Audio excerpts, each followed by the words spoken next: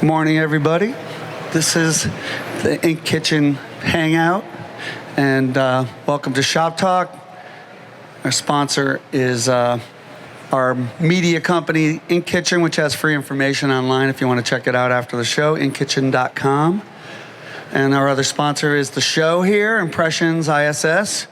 Been super supportive of getting information from people that know to people that want the information.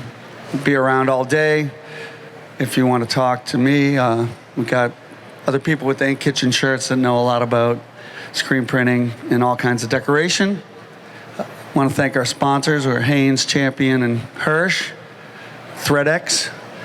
And so we've changed these talks from what they had in the past, which is where they would have more consultant types, I'd say. So all the speakers are doing this work every day. So it's less of a dog and pony show professional speaker. Ray doesn't really go on that many speaking tours, like never spoke before. So it's a little more informal, and the idea is to have a short conversation about these topics, and then we're available to answer questions publicly, and then all the shy people can come up to us after that.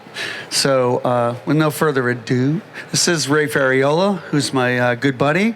He owns Donray Printing outside of New York City, and he does all kinds of sublimation work from big and small. We're gonna have a little show and tell, a little explanation, basic of sublimation, but he knows this may be basic, but if you have very complex questions, you can ask us afterwards. All right, Ray. Yeah, thank you, Rick. Hey, welcome everybody. Thanks to the Ink Kitchen. It really is nice to have a place you can go to if a printing issue is keeping you up late at night, and you can find a solution and you can't sleep. It's nice to know that there's competent, nice, friendly people that will help you for free.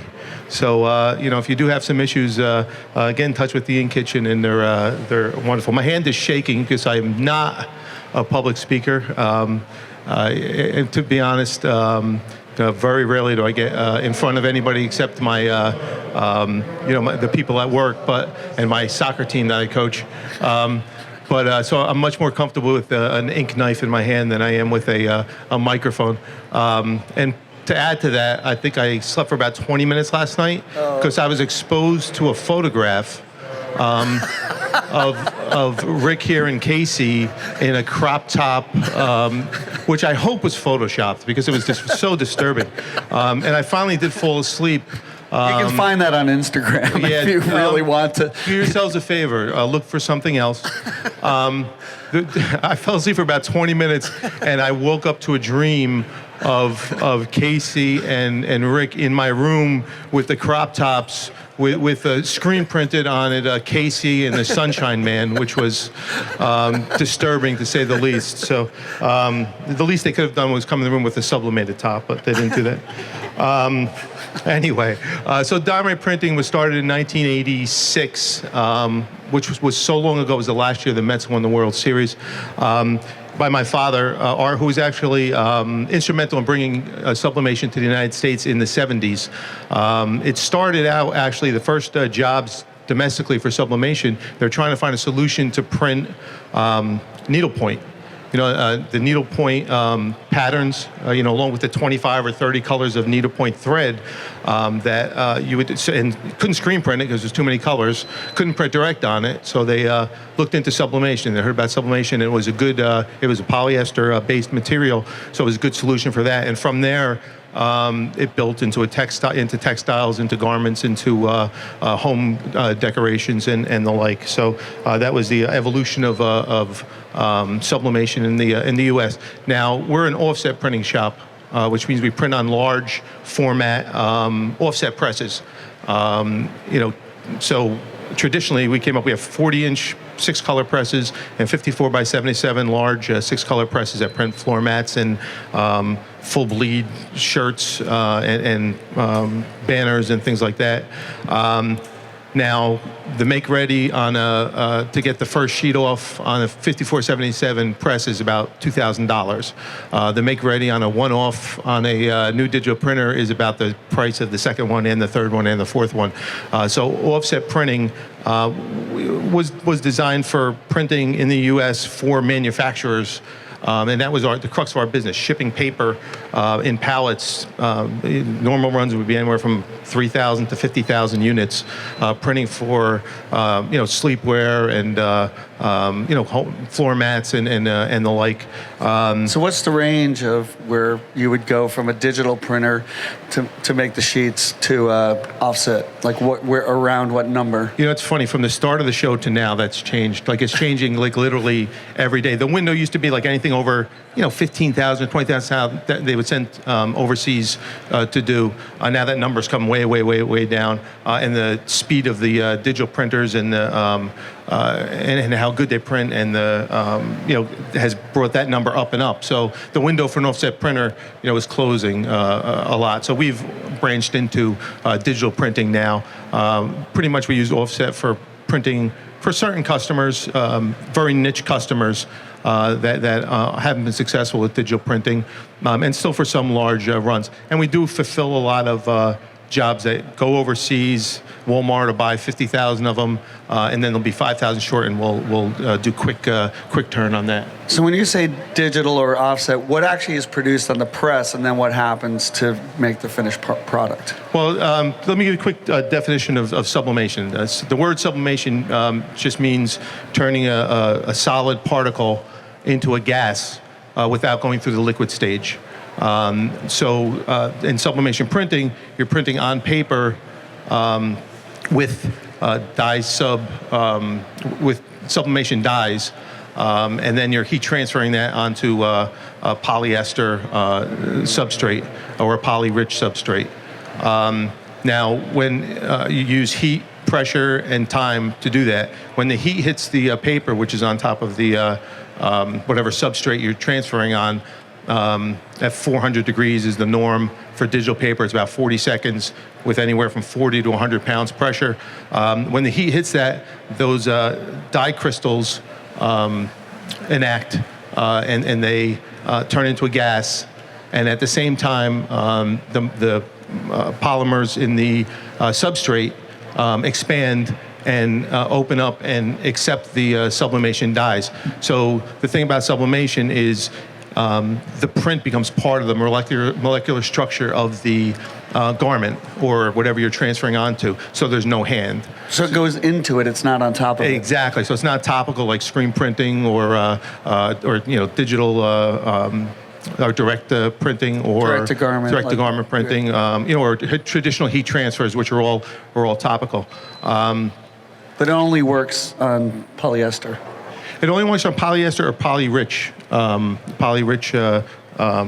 substrates. So it works on 50-50. I actually have a sample of the same print on a polyester and a 50-50 garment that will show you either when I'm done or when I get too nervous to continue speaking. So. All right, so one of the pluses about sublimation is there's no hand. Another plus about sublimation is really graphically you're limitless. You're pretty much your imagination is you're only limited by your imagination in prints. 4-color process, beautiful prints, and also it's nice because not only can it do a 4-color process, but it can do solids very nicely, which is so it can do some things that other printing techniques can't do as easily. Want me to hold the mic while you? No, I'm fine. We'll go through it in a sec, but. And the other nice thing about sublimation are the various products that you can sublimate onto. You can sublimate onto mugs and and little trinkets. A lot of promotional stuff, iPhone cases, and then all the way up to large things like large blankets or most of the banners that you see behind the booths are all sublimated. So in wide format, sublimation has been huge. Now they make 120-inch, digital printers that have 32 heads going back and forth, and it's ridiculously fast. And that's one of the innovations that's coming soon.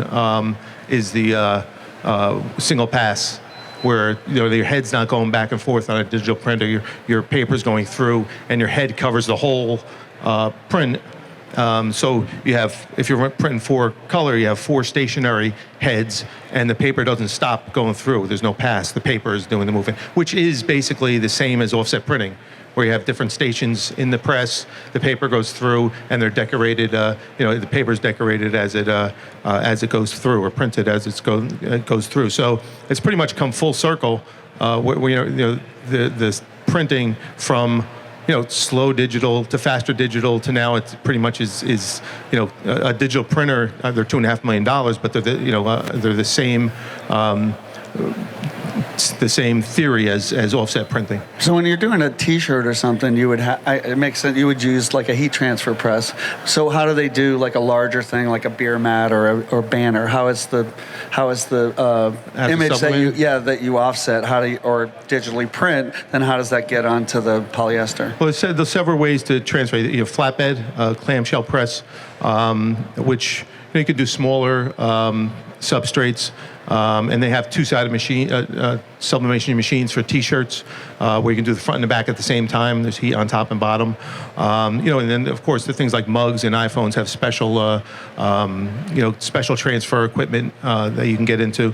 Mouse pads and things you can do on small desktop. The larger format stuff is usually done through rotary heat transfer machines. Even piece goods like the blankets over there at AA Mills right here, the large format blankets. I have one here, I'll show you. We run 50-inch by 60-inch sublimation paper in rolls, and then we'll cut the paper and run it through a rotary machine and put the blanket on top. So we do a lot of promotional floor mats. Which are rubber on the bottom, polyester on the top, very thin, so people don't trip over them in stores, and they build displays around them. And they're the same way. They run through a large rotary heat transfer press, which is this instead of a flatbed press, it's a cylinder, anywhere from 8 inches diameter to 36-inch diameter.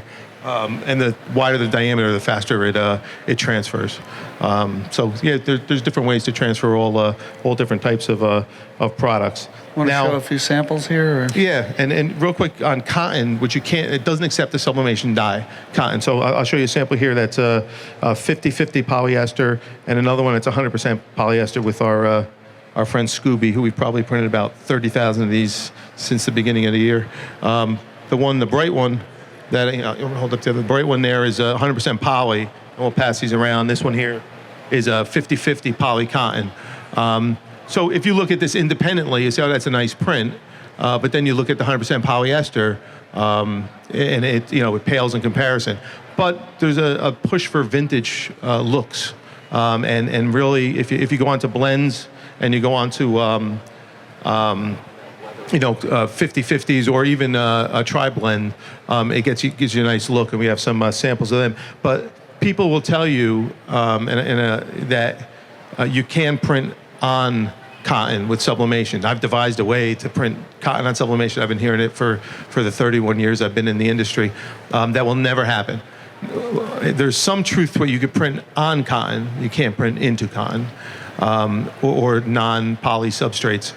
So what you could do, if you look at a coffee mug, or you look at a wood, or you look at metal that's been sublimated, they all have a polyester coating.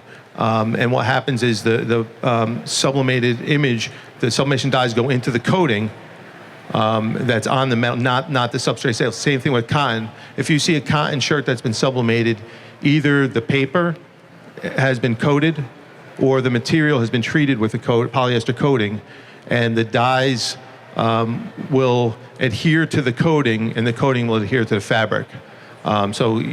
People will try to fool you that the cotton is being sublimated, but it's the poly treatment on the cotton. Let's see here. This is a tri-blend from Threadfast. And you can see it's nice when you do images like this that you want a vintage look. It's got Cassius clay there. And it's sublimated. This is, I believe, 50% poly, 38% rayon, and 38% cotton and 12% rayon. it again accepts the dyes, but just the polyester molecules will accept the dye, not the rayon or the cotton. Now, the other thing about sublimation is it's designed to print on white. There's no white sublimation dye, so anything that you transfer onto a garment that's not white, or a substrate that's not white, will be voided. You can't print white. Yeah. Say that again. Like, say you screen printed a poly white base. Poly white base. It would be a block, Yeah. that you'd be transferring onto. Back in the 70s and 80s, we printed and 90s on offset presses with sublimation ink, and then we coated it with a cotton coating, on a screen line, a Sakurai screen line, and then transferred them onto shirts and sold a ton of them. But there was always that plastisol feel to it. So there's no way to really blend it. There's some dispersion techniques that I've heard of, but I've really never don't have any experience in. But So if you've seen like a sublimated shirt and it's a blue shirt or a black shirt, what's happened is that was a white shirt and they sublimated the whole thing. So you couldn't do that with screen printing. So if you had a cotton shirt and you wanted to turn it into a royal blue shirt, it would be the most disgusting damn shirt that you ever wore because it would be covered with ink. Sublimation's different, so you can sublimate the whole shirt.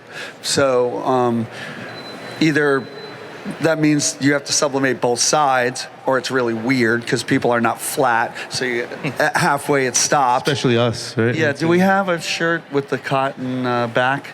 There is a LAT apparel. Yes, I have one of those. Yeah, I have Okay. one. I'll show you. So we have a shirt. We'll show you, and it's polyester on the front and cotton on the back. It's not decorated, but this is great for the promotional world. Where you just want to decorate the front of the garment, and you have nice black cotton sleeves and backing and neck, and it's a you could do a spot print or you could do a full bleed.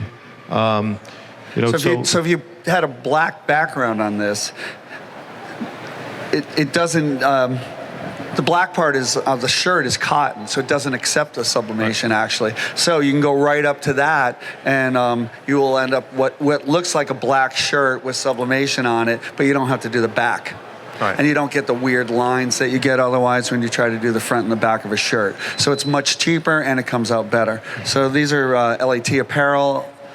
And I think there might be one other manufacturer. I think that's the best one because they actually make it so that the cotton kind of comes around. Oh, really? What's that? Oh, it's that? That's 100% poly? What's that? It used to be cotton on the Yeah, back, it used to be cotton. I actually think it Or is. maybe they make cotton, both. but- yeah, they could make both types. So when you transfer on something that's non-white, you could see that the part of the design that's supposed to be white just takes on the background color. It's just voided out, and the background color will come through. But it's a technique that people like for certain type of of designs in certain kind of feel, and it's also a way where you can get a little quality. Here you go. A little bit of added selling points that it's on a really nice soft shirt. And it takes a nice graphic. It's just not that in-your-face polyester brightness to it. Let's see what else we have here. This is a 95.5 tank top. And more, this is also a Threadfast, I believe. You're getting more personality in the garment itself. Where the sublimation used to just be sold by the print. The print was what drove the selling point. Now, garment, different kind of personality in the garment is a big selling point, and the print isn't secondary, but it's not the lone selling point. In addition to garments, just some fun things. LAT came out with a cape this year for kids, which we sublimated for them. So it's the same type deal with the black back, but it's got an area where you can do either a spot print, because a lot of people who get into sublimation themselves don't have the large equipment to do full bleed like that. Well, Casey, why don't you put that on instead of the crop top thing and run around a little bit? With it, yeah, God no. These are nice people.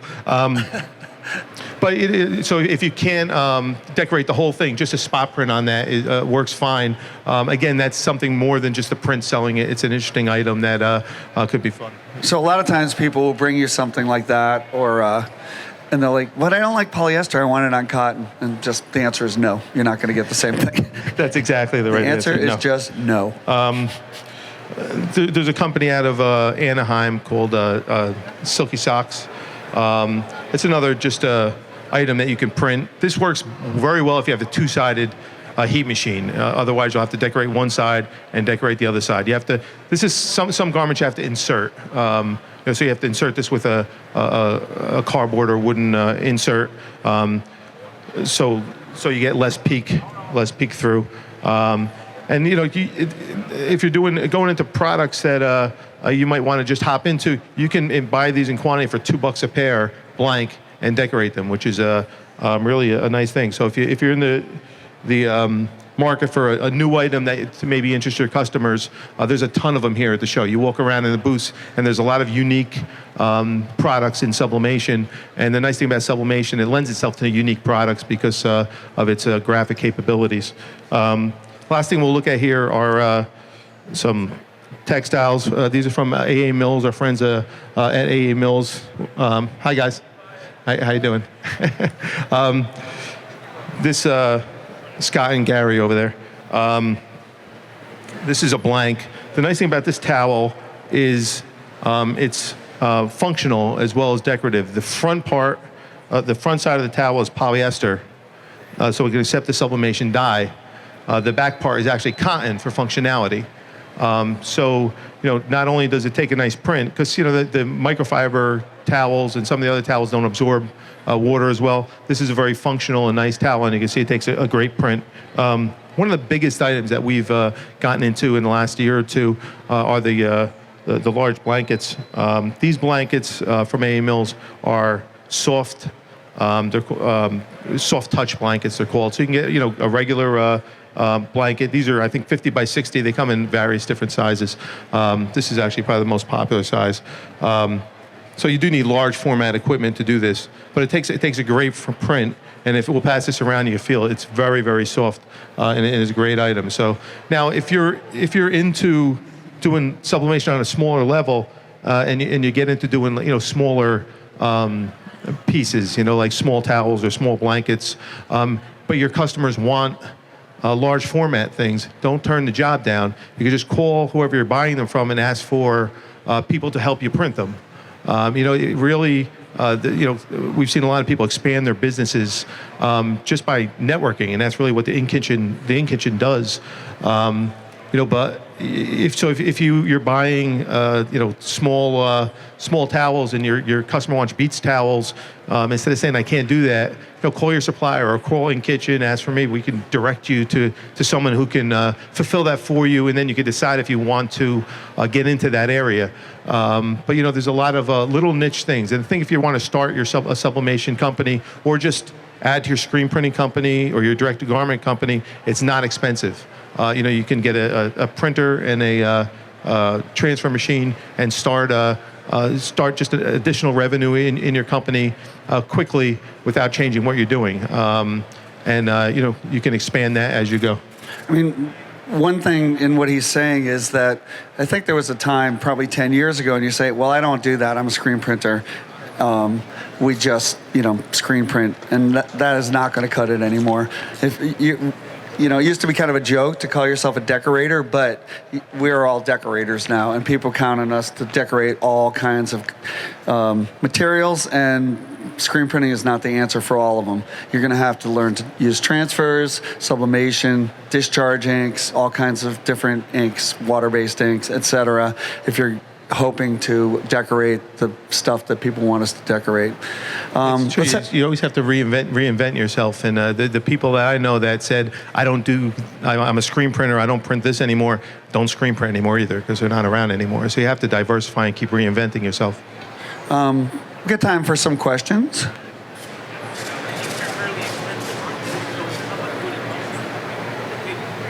All right, so the question was the inks are expensive. No, are you saying the process is expensive or the inks?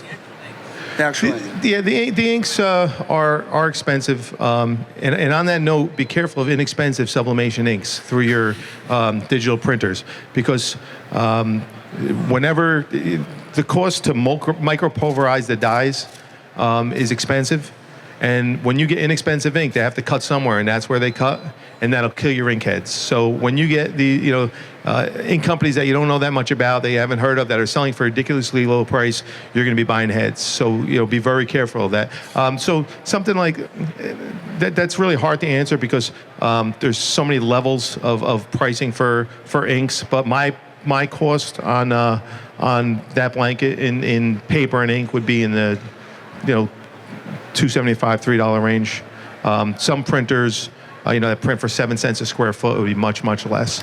Now, when I'm doing it offset, if that was a 2,000 piece run, that would also be much less for me to print it that way. But digitally on my equipment, it's a probably $3 ticket. And then the blank, I'd be in the $7 range. So you have a commodity you can sell for $40 to the end user, or $20 to somebody reselling it, and make a lot of money on it.